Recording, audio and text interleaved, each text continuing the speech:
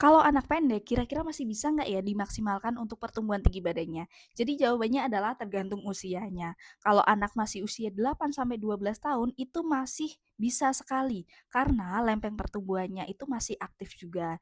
Nah, di sini ini harus perlu nutrisi yang tepat nih untuk menambah tinggi badan. Kalau nutrisinya tepat, itu mungkin bisa potensi naik kisaran 3 sampai 7 cm. Yang kedua, usia mungkin di rentan 13 sampai 15 tahun. Di sini biasanya sudah masuk ke yang namanya fase pubertas, di mana di situ sering ada lonjakan hormon pertumbuhan. Nah, kalau nutrisi yang mendukung di fase ini, hasilnya bisa sangat-sangat maksimal karena memang ada lonjakan hormon pertumbuhan. Tapi memang harus diwaspadai karena kan masuk ke fase pubertas seperti itu. Biasanya setelah fase pubertas itu agak sedikit menurun untuk pertumbuhan tinggi badan. Untuk selanjutnya di usia 16 sampai 17 tahun.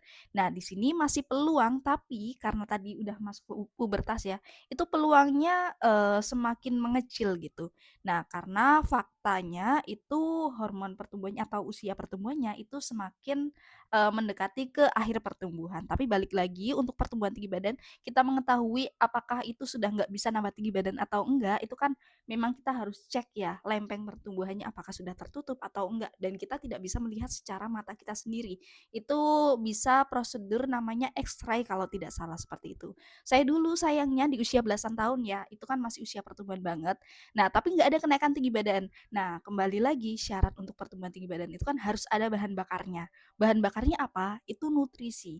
Nah, karena saya kekurangan dari segi nutrisinya hanya, asal makan aja, itu akhirnya nggak ada kenaikan tinggi badan sampai 5 tahun.